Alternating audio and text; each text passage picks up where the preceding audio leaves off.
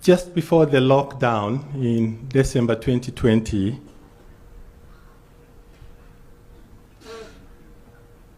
we met with Honorable Eli Tumwine. We finally found he was a very artistic, has already been described, very knowledgeable, but what challenged many of us was his heart of comradeship. He referred to each one of us as my brother, my brother, my brother. He presented with 3 cardinal symptoms or signs of complaints, mainly cough, chest pain, and wheezing. Those were the 3 cardinal symptoms that he presented with. He had also registered a level of weight loss of over 10 kilograms. We embarked on an evaluation to determine what this could be. One of the key tests that was done was a fluorodeoxyglucose PET scan. This had been done in Nairobi just before we had actually met him. On our review of this, we noted that he had had a mass in his left lung. Not only was this mass in his left lung, but it had also spread to involve some of the glands, what we call lymph nodes, in the middle of his chest, and as well as his 9th rib had actually been involved by this particular problem, and extending up to his backbone at our first time of meeting. His Excellency, in oncology, or in cancer care, by the time you have a cancer that has actually spread to involve your bones, we are looking at a cancer that is considered as stage 4 disease. And that's the worst you can possibly have. Honorable Eli Tumwine had had a cancer that had spread to his bones and his ribs. He was quite very reluctant to go through the process of biopsy, which is a procedure that we do to access the piece of tissue that we analyze in order to understand exactly what type of cancer this was. It took us a back and forth conversation with him until eventually in June 2021, he accepted to undergo that procedure. We successfully did a lung biopsy along with a bone marrow biopsy at the Cancer Institute. The analysis thereafter confirmed that it was actually lung cancer, and particularly a subtype called non-small cell lung cancer. Non-small cell lung cancer possibly constitutes over 80 to 90% of the subtypes of cancer of the lung. There is what we call a small cell lung cancer, but the non-small cell is the commonest, and it's not associated with smoking. We found out Honorable had never smoked before. Upon that confirmation, we had a tumor board discussion, as it's a tradition in oncology that all patients must be discussed by a group of well-experienced doctors to determine what could be the best available therapy. We had a discussion, and it was agreed by a team of doctors that we offer Honorable a form of treatment called targeted therapy, precision medicine, which is less toxic compared to the ordinary chemotherapy that we often give in some circumstances. He did very well, His Excellency. From June 2021 through to June 2022 this year, Honorable General Eli Tumwine, who was able to attend functions. He spent much of his time in Kazo in the village. Together with him, he told me, Omoding, my brother, I think village is a very good place. And he said, why don't we call this village therapy? We should experiment and have all our patients, whenever you treat them, send them to the village, let them stay and experience the beauty of the countryside. His Excellency, it was until June 2022, a year after, Honorable General Eli Tumwine called us And this time around, he was not well. He had developed back pain that had worsened. He had developed weakness in his lower limbs. We were quick to review him again. We repeated a couple of images, MRI scans, to look through his back. We did MRIs of his chest to determine if we were dealing with progressive disease. It was amazing, though, that the findings out of these radiological evaluations were keeping with stable disease. It seemed we were still beating the disease at that point of time.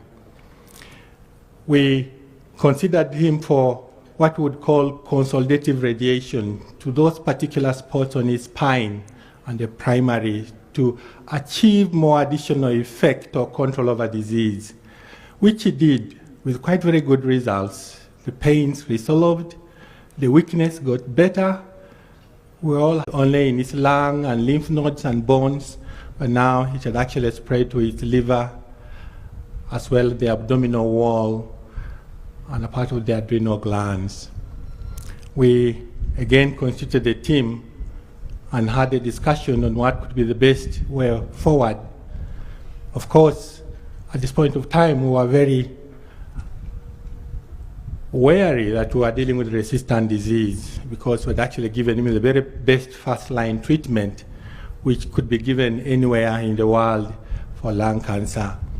We agreed, in principle, that we were now dealing with what we'd call a visceral crisis because of now the liver, the adrenals were involved. We agreed to provide and offer him a form of treatment that is meant to support and help his immune system fight the cancer, what we call immunotherapy, which we successfully administered to Honorable General Eli. However, it was a spiral down of events soon after that. The obstruction became a challenge. We did a couple of evaluations. We called in the gastrointestinal surgeon to help. Colonoscopy was done to try to look in, but it was quite a phenomenal challenge to help with the obstruction. Soon later, he began to accumulate a lot of fluid in the abdomen and in the lungs. It was at that time that it was agreed in consultation with our senior colleague, Professor Godfrey Kololo, who is quite a renowned gastroenterologist in our East African region. Could he weigh in? And I spoke to him and he said, could you have Honorable come over to Nairobi? To be honest, His Excellency, it was again not an easy one to convince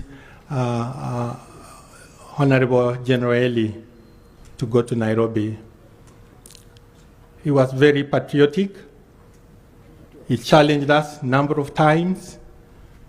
We must have the capability to do and to handle and treat me in Uganda. Going out was not his option. We were very much challenged, but later on, he agreed to go out. When he arrived in Nairobi, as Enos Tumutsimi has mentioned, Professor Godfrey Lule successfully was able to help with the obstruction. But soon after that, there was a spiral of events. He developed what we call sepsis, which is really an overwhelming infection with a drop in his blood pressures, difficulty in breathing, and eventually developed kidney failure. On the 25th of August, around 6:45, he got a cardiac arrest and he could not be revived. His Excellency, we lost the battle then. May God comfort the family of Honorable Eli Tumwine. May God comfort us all Ugandans who have seen the great good of a life well lived by Honorable General Eli Tumwine. We want to thank His Excellency the President, the family of Honorable General Eli Tumwine, the Directorate of the UPDF Medical Services, the medical teams that did their best. May his soul rest in eternal peace. for God and our country.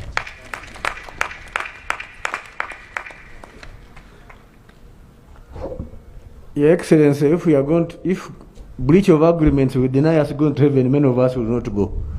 We agree with the people in the summary. However, people are taking long. Please, the subsequent speakers, strictly 10 minutes, as we invite the sons to come and deliver their eulogy. The sons, please. And we expect Dawood will deliver the message on behalf of the left. Thank you.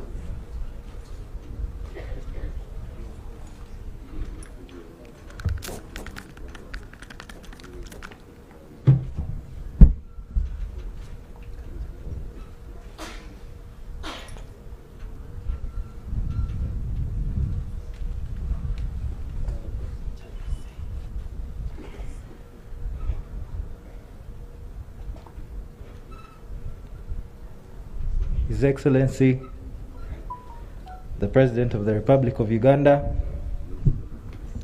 Yoweri Kaguta Museveni, and the First Lady, Mama Janet Museveni, the Right Honorable Speaker of Parliament, Your Lordship, the Chief Justice, the Second Deputy Prime Minister, Honorable Ministers present, Honorable Members of Parliament, protocols observed, dear celebrants. My name is Daudi Ariatamba Tumwine. Besides me is Jeremiah Atunjisa Tumwine, who took the reading. And this is a son's eulogy of his father. I am 35 years now. 35 years of training, now the work begins. Who he was. Eria Twirire Tumwine. He later changed his name to Eli. But he was an original. There will never be any like him. What he taught. It's never too late to start doing the right thing. To have what's down rather than what's up. Echibuka wagulu, otega wansi. Use your intellect to help people on the ground. No one knows everything and no one knows nothing. The biggest room in the world is the room for improvement. If you want to run very fast, run alone. But if you want to go very far, run with others. The future belongs to the organized, and the better future to the better organized. Spend time on the most important aspects of life, especially time with others, rather than being ruled by clocks and watches. People have lost time to others, have lost time for others, and for enjoying the wealth they have. The fresh air, the sunshine, the fauna and flora. Now, many have shared about his past. Many have shared about the last time they interacted with him. But I will share the last 2 weeks of his life. Our last 14 days with him were a furnace where my mother, Brenda, and those who joined us later were tested to the core. The US Navy SEALs, considered by many as one of the most elite soldiers in the world, have 5.5 days of intense training, also known as Hell Week. It is the hardest and most grueling week in their training. In the few or many years of my life, these 14 days were that for me, and I was not a Navy SEAL. To see your father look at you and tell you the words you fear the most, not with his mouth, but with his eyes, and in Daddy's case, with one eye, is one of the hardest things I have experienced.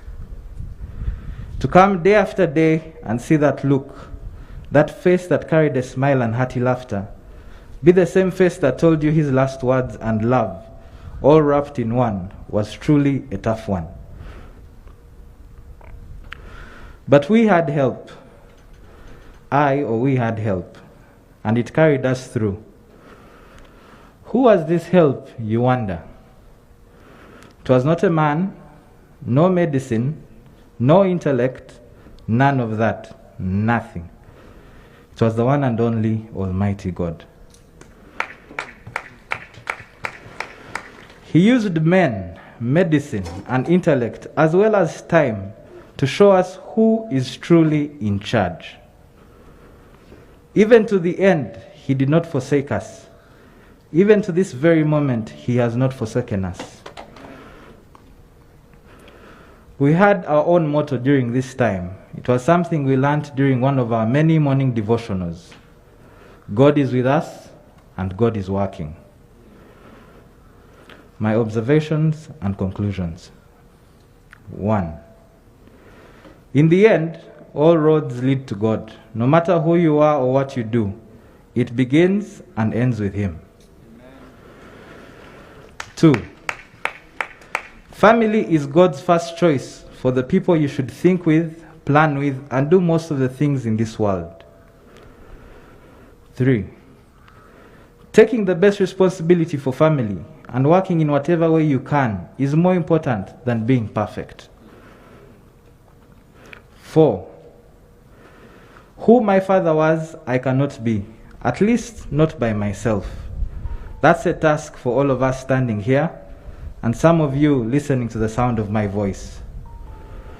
He believed that everyone was unique, and it's that differentness that made us all special.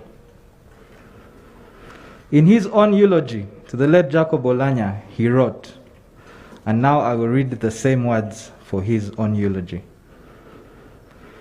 He has left a gap in our lives and in many positions. The challenge for all alive is to fill that gap in a small or big way. Fill his gap not as him, but as you in your own way. Let us do our best to add to his foundation. Let us add to his ideals. Let us improve where he left. Let us achieve his vision to which he devoted his life. Let us make the best of what Eli Tuhire Tumwine stood for. 5. I will share 2 stories that are a landmark and very, very, very important in the Tumwine household. He shares one of his mother. As she was going into surgery, she whispered a prayer. God, if your desire is that I should come to you, then take me. But if you still think I have purpose in this world, then let me come off this operation table. I assume he too whispered those words. And God chose the latter. He fought the good fight. He finished the race. He kept the faith. The second story is of his own father. On the day he got his acceptance letter to Makerere, 2 things happened. That then what was considered boom or facilitation for government-sponsored students was cancelled. But the next letter that he got was what really did it in for him. On that day, he got a letter telling him that his own father had passed on. And the one thing that forever will ring in our household is what he said to that. I will manage. To him, he made that by himself, and he indeed managed, as is evident by the people standing before you, by the stories and testimonies you've had, and by his legacy. The difference here is I am not alone. At the acceptance of my father's death, we will manage.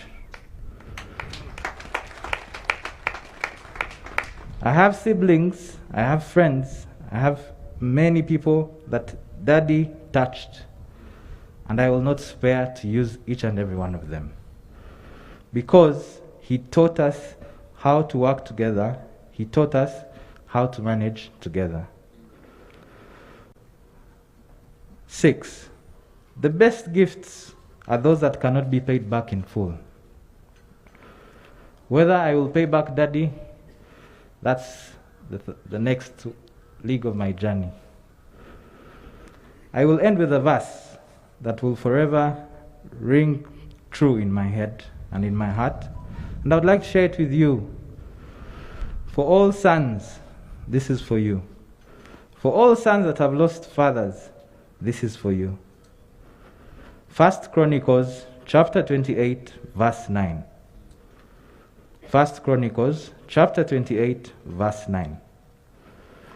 As for you, my son Solomon, so I will change this. As for you, my son Daudi, know that God your father, know the God of your father, and serve him with a whole heart and a willing mind. For the Lord searches all hearts and understands every intent of the thoughts.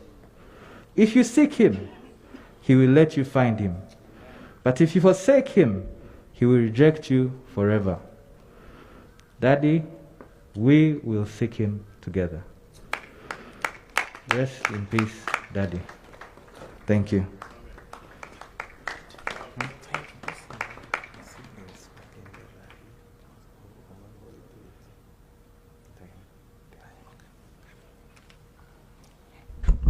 Thank you very much, Daudi.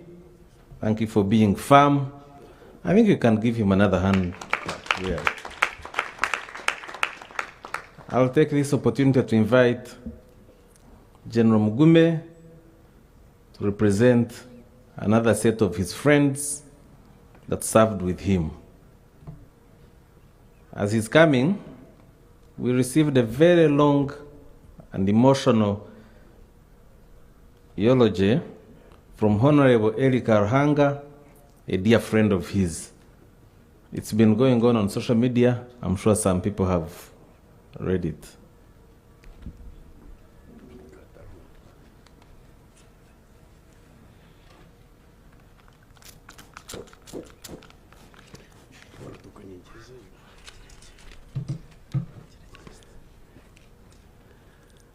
Your Excellency, the President of the Republic of Uganda, and Mama Janeti,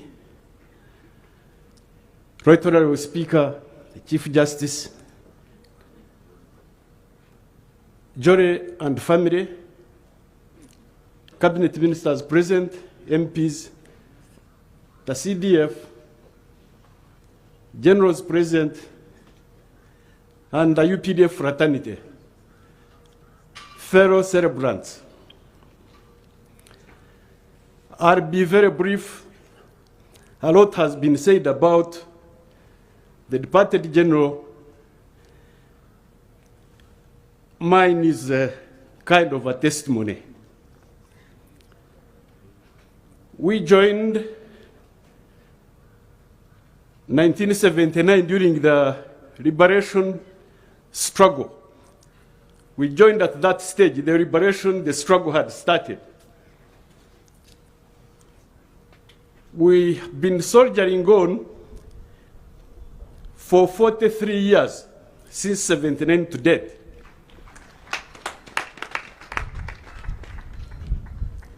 Most importantly, is that God is good. He has been with us. He has brought us this far, and we have managed to achieve some of our dreams and aspirations. Those we joined with since that time, 79. In 79, we went for training in Tanzania as cadet officers. 300 young men. To date, those who were with us last night, you heard General Katumba say that there could be less than 10 of the 300. We again joined 1981 at another stage of the revolution and the liberation. We went to the bush. You've heard what happened there. At the beginning of the struggle there, General Tumwine got injured, but God was still with him. His mission did not end there. He went, got treatment, came back, continued the struggle to date when God has decided to call him. He had dreams, he had aspirations, he has achieved some. Human beings don't achieve everything. But at where he has stopped today, he has left a number of young generation, those who have gone through his hands, whom you have heard, those who have gone through the hands of many others, will carry on the mission. He has given his best. He has seen Uganda transform to what it is. He has had a family which he wished to have. He has had children, grandchildren. He has built the army from NRA to UPDF currently, handed it over to the young generation. The country is still transforming. All of us will reach a certain point, give our service, and leave. The others will take on. We thank God for that.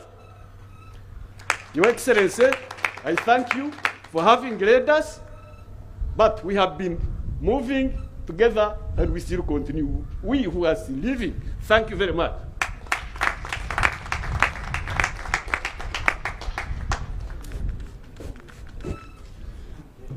Thank you very much, General Mugume, being very brief but to the point. I'll now take this opportunity to invite the Chief of Defense Forces, General Mbadi, to come and make your remarks. Dear celebrants, thank you for being very patient with us. We're almost coming to the end. I request that you be a little more patient. A few more speeches, and then we close.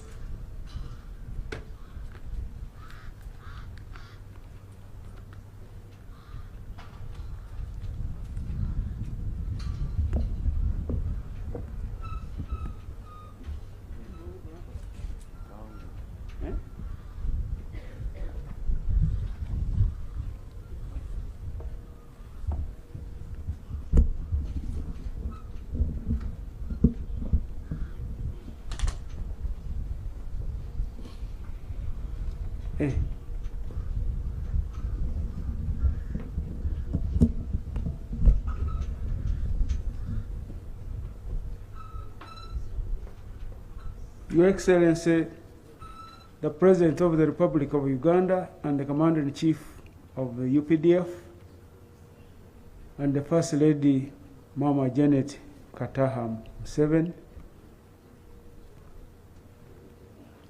the Speaker of Parliament, the Chief Justice, in the interest of time, all protocol observed, fellow mourners, and the bereaved family. First of all, I want to thank God for bringing us all of us here, to come and celebrate the life of our accomplished general. I also want to thank Your Excellency the President for finding time to come and grieve with us as we celebrate the life of your comrade whom you have been in the struggle with for a long time. Thirdly, I want to convey the heartfelt condolences of the UPDF on behalf of the UPDF and on my own behalf following the death of our beloved General Eli Tumwine Tuhirirwe, which occurred on the 25th of August this year at the hospital in Nairobi. The UPDF family therefore extends its sympathy and condolences to the departed comrade's family, his relatives, and his friends. As the UPDF, we have lost an accomplished general. He was our mentor. He was our model. And like previous speakers have spoken, I can't repeat all that they have spoken. We will live to remember him for what he has done.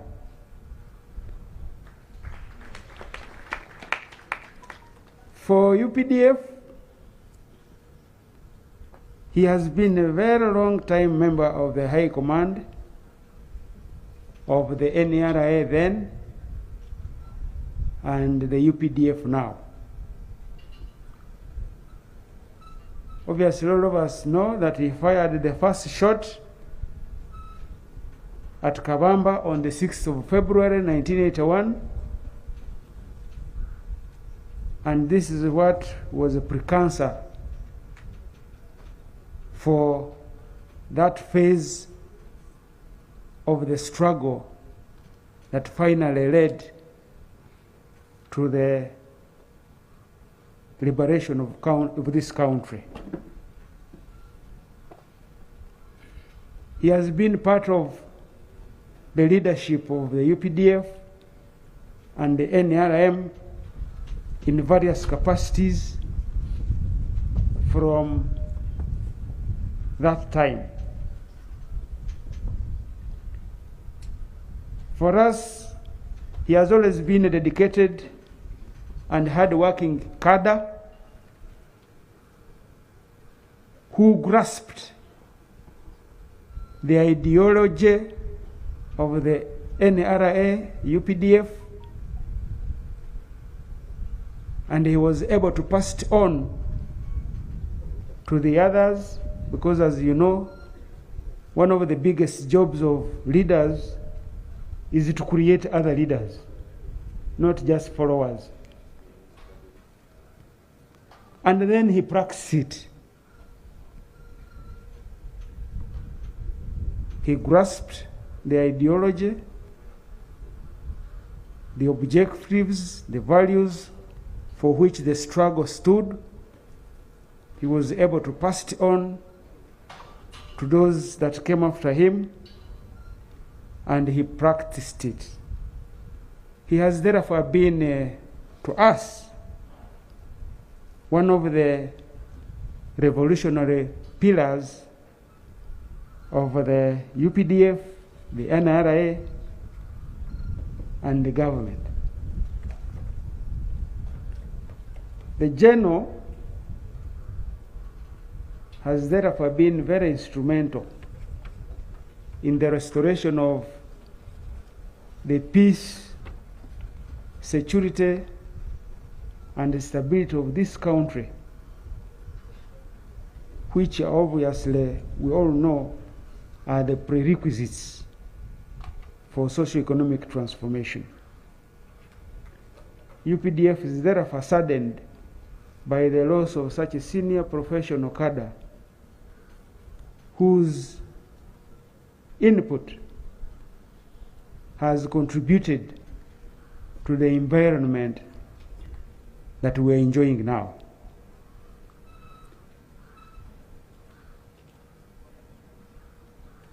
For the military and professional history of General L. Tumwine,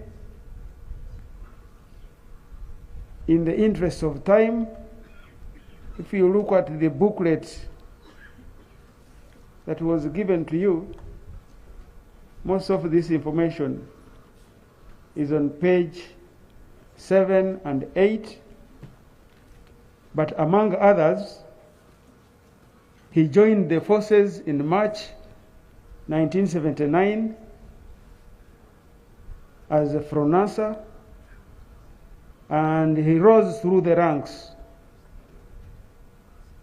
up to the time he became a 4-star general.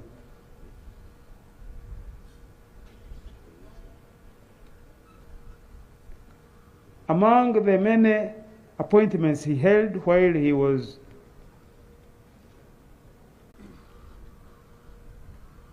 became overall commander of the National Resistance Army. He became the Army Commander of the National Resistance Army. He was at one time Minister of State for Defense. He was chairman of the Appeals Committee during the RIF, reduction in force. He was the chairman of the General Court Martial. He was a director of External Security Organization, Director General. I think he was the longest serving member of parliament representing the UPDF for about 35 years.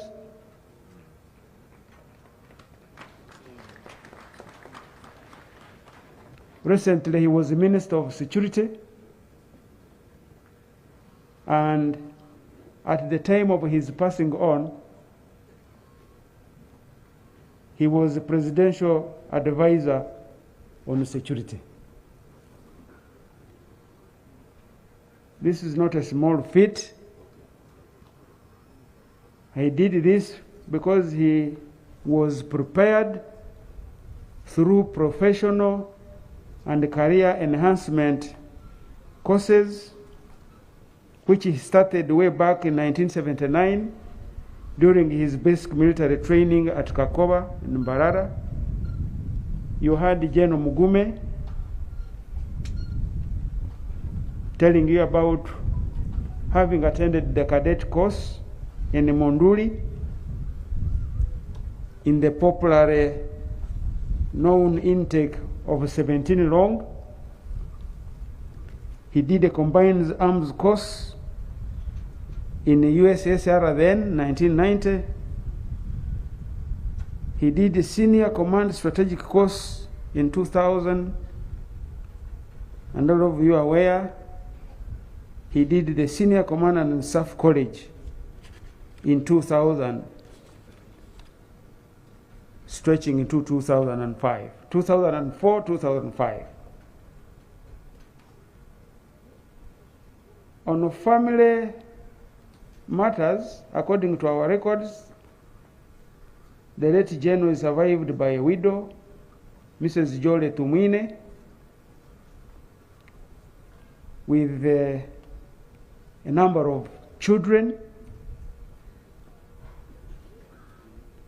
In African culture, we don't count children. But his primary next of kin is Mrs. Jole, according to our records, Jole Tumwine, who is his wife. And his secondary next of kin is Daudi Tumwine, his son. He has just been here talking to you. We shall deal with the family to guide them on how to access their entitled survivor benefits after the burial ceremony. Before I conclude, I would like to state In General Tumwine, we realize that the centuries have given many men to measure up to the standard of greatness. Many men of worth, of a place in the temple of fame, many men of valor, many of brilliant attainments, and many of splendid virtues. The general was one of those few among such people.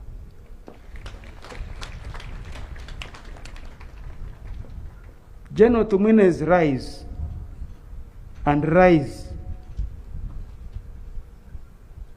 from the rank and file, it was a product of the hand of God working in him. I think the Bible says that all authority comes from God in the book of the Romans, chapter 13.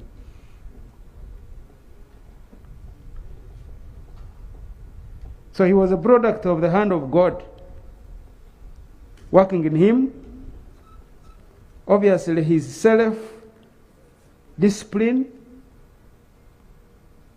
and the selfless mentoring of our president and commander-in-chief, which was inculcated in Uganda's revolutionary journey. And as such, in General Tumwine's journey, there was no kubahatisha. He had the best mentor in the name of our commander-in-chief, and then he had the hand of God. These ones helped him to catapult through these ranks to the rank of a 4-star general at the time of his passing on. We also all know that the general spoke what he believed was the truth in the face of the beneficiaries of what he was talking. No considerations could turn him from his path, and no inducements could solve his inflexible devotion to truth. This is a rare virtue among humans. Some of us who used to interact with him and worked near him, if he had a point, he would push it to the end. And if you are about to divert him, he would jump on and say, listen. Not to listen to a 4-star general. You would need to listen, and he would take you back where he wanted to take you.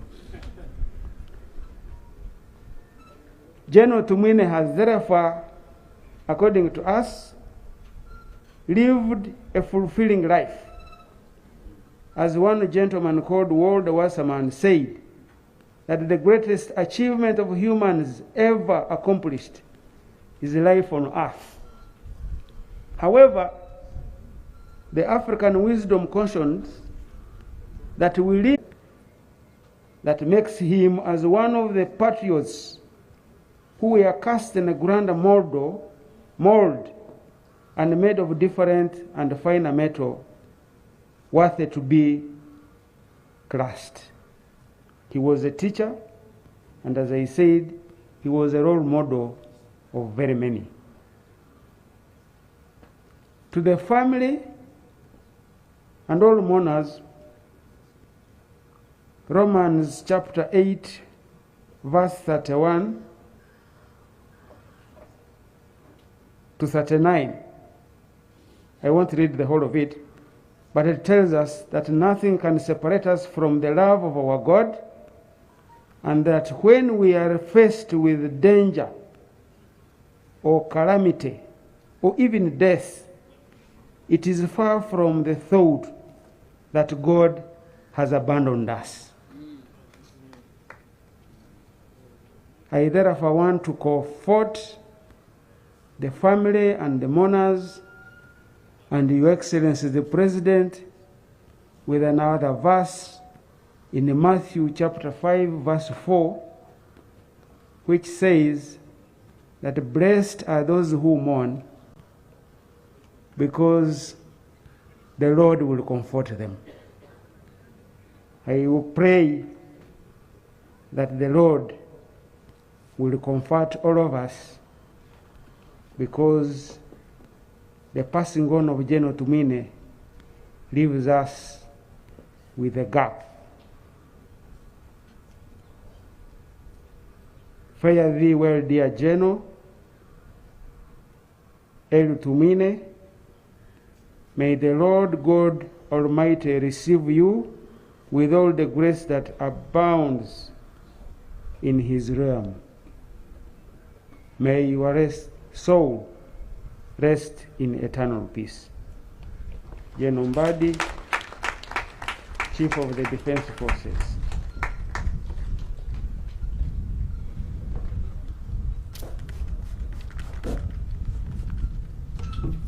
Thank you very much, General Mbadi, for those very kind and elaborate words. But aren't we, clergy, aren't we lucky as a country that we have a Chief of Defense Forces who quotes from the Bible? I think we are lucky as a country, and God should continue to bless us the more. I want to invite the Minister of Defense to come and make your remark, your eulogy. My apologies. I think it's also comforting to see the respect accorded by the current leadership to the senior leaders. I wish even in politics we can learn that. I think we would be a very prosperous country.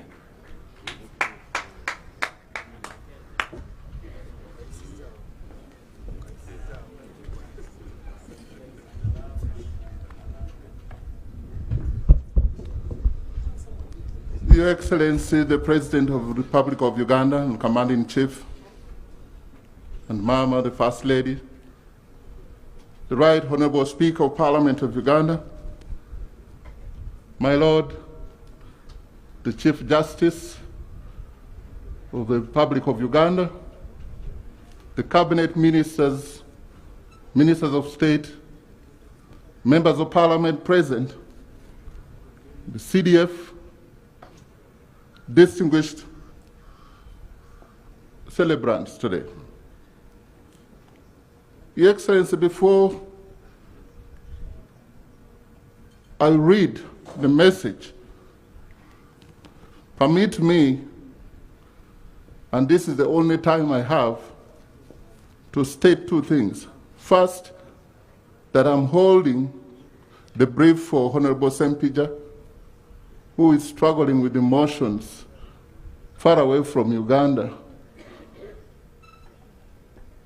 and will not be able to